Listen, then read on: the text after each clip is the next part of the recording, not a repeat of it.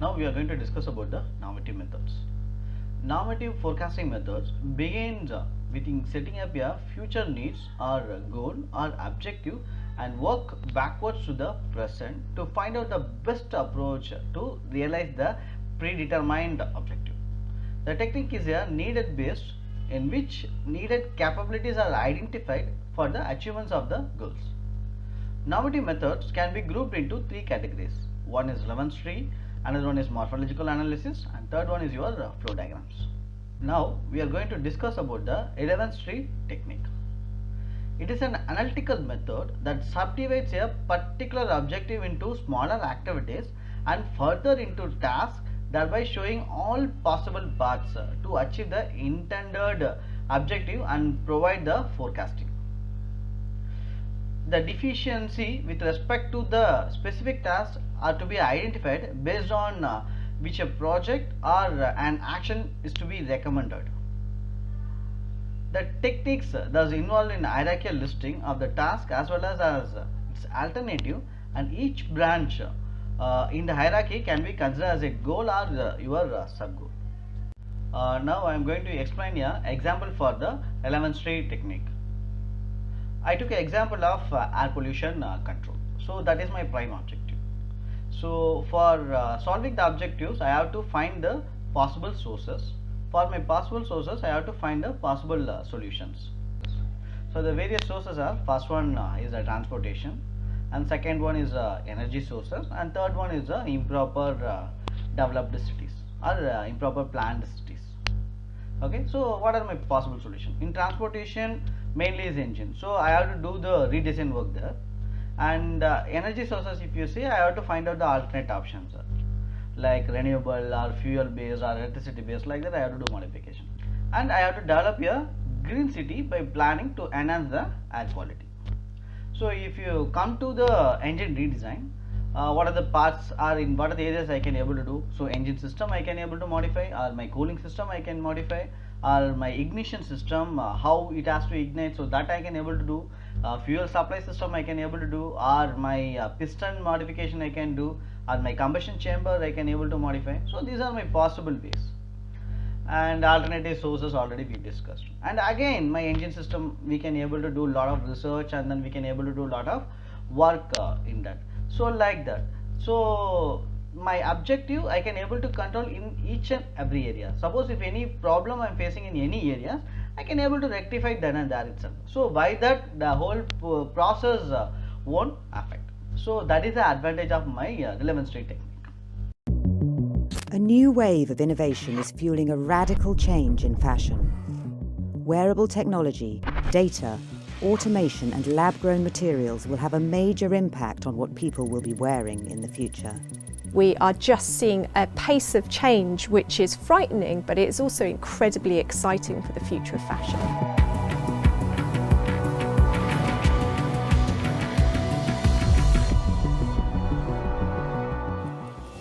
Since the birth of sewing and weaving, technology has always led developments in fashion. The Industrial Revolution mechanized manufacturing, enabling mass production. In the 1960s, synthetic materials like polyester took off, creating new possibilities for fashion. Now, the convergence of new technologies is opening up previously unimaginable possibilities.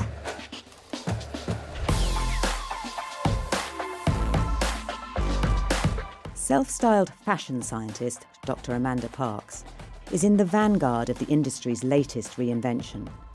She heads up innovation at FT Labs, a venture capital firm that invests primarily in disruptive fashion tech startups.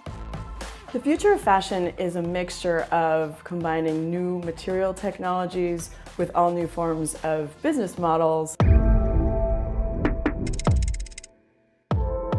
Among these startups, the race is on to find the next generation of renewable materials that can be grown in a lab. So one example of this is Bolt Threads, which creates lab-grown spider silk. Traditional silk is produced from insect larvae that form cocoons, most commonly silkworms. But rather than relying on these insects, Bolt Threads is creating silk in test tubes. So they've taken the DNA out of a spider, just the part of the DNA that creates silk, and transform that into a microorganism, into a yeast. And you can think of it like brewing beer. So as they feed the yeast, as it brews, it creates silk protein.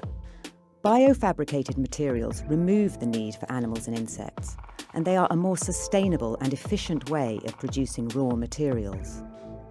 You're able to speed up this process, put it into a controlled environment in a laboratory, and have a lot more control over what you're growing and how.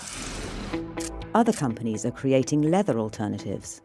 Rather than using animals, scientists are creating biofabricated materials from pineapple leaves and even mushrooms.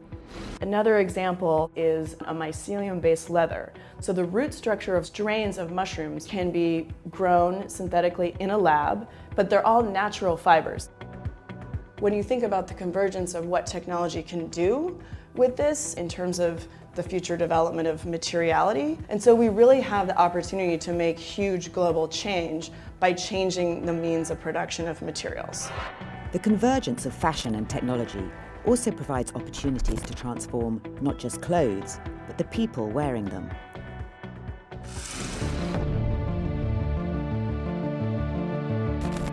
Myant is a company that's pioneering the creation of clothing that can monitor your every move. We call it textile computing. Some other people call it smart fabric. Essentially, it's an interactive fabric that could sense data from you.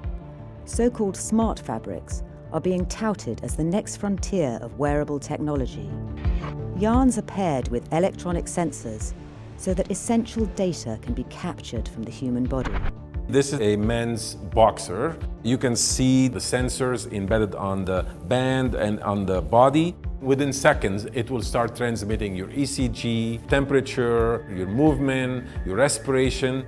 To create clothing that can monitor the wearer's health and fitness, Myant has brought together teams of people that have not traditionally worked under the same roof. We have the advanced research, engineers and scientists at nanoscale technology, electrical engineers, mechatronic engineers, software, AI. We wanted them to interface and to interact with fashion designers, with pattern makers. Smart fabrics could radically change consumers' relationships with the clothes they wear. But as technology increases the pace of change, how can the industry keep track of what consumers really want?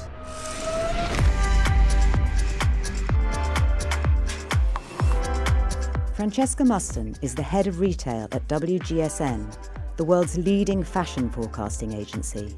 We are just seeing a pace of change which is frightening, but it's also incredibly exciting for the future of fashion.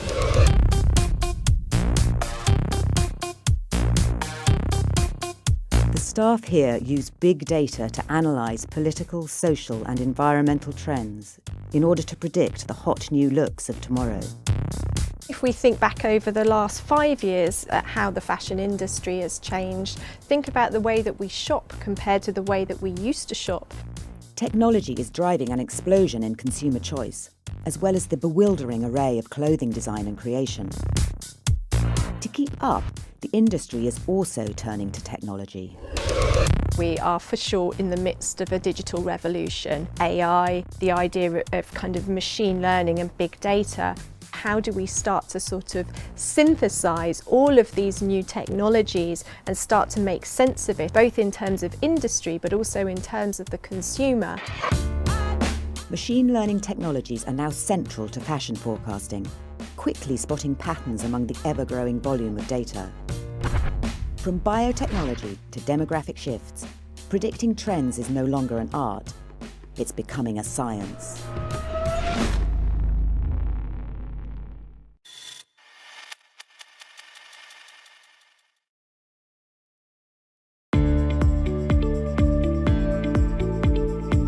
At Sigmoid, we sometimes get the chance to predict the future and get it right. One of our clients, a major cosmetics company in Latin America, has been selling over 1,000 products across 14 countries using the direct sales model. They decided to push digital transformation along with their existing physical channels, which meant they needed a reliable, accurate demand forecasting system in place that would help them optimize supply chains, campaigns, and improve overall sales. So we set out to build a forecast solution model that would be smart enough to accurately predict demands at every stage of the supply chain, increase sales, reduce stockouts, optimize inventory, and improve campaign planning. The first challenge we had to face was that their existing forecasting model was only available for physical channels. The accuracy was not meeting expectations. More importantly, their focus was all on the digital channels. The solution? We analyzed data from all the relevant sources, combining physical and digital channel data to be as holistic as possible. We then developed an intelligent system using machine learning with self-evolving frameworks. This resulted in a better forecast model with higher accuracy, a better control of stockouts, and also increased the number of products that could be predicted. But we didn't stop there. We created a complete Spark-based architecture with a prediction scale to cater to more and more markets and products. And this wasn't an isolated system. It was made fully ready to be deployed with the existing production environment and seamlessly integrated with the campaign management system. It brought down the time taken to plan a campaign by 6 weeks for digital channels. The final model we created resulted in an increase in sales by 12% and reduced inventory costs by 10%. It reduced the campaign planning effort by 66% and helped consultants get a better control over stockouts with an 8% reduction. It was a fittingly beautiful solution for a cosmetics company. So when it comes to forecasting models, no one does it better than Sigmoid. Reach out to us at marketing@sigmoid.com or visit our website to know more.